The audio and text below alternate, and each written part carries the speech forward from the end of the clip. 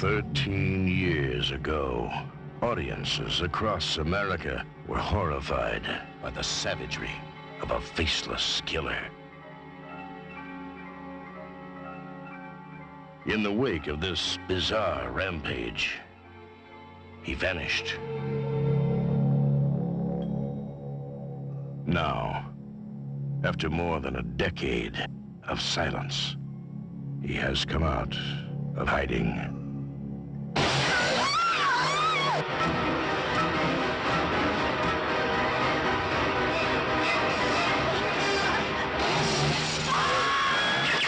Texas Chainsaw Massacre 2. The Buzz is back. Directed by Tobe Hooper.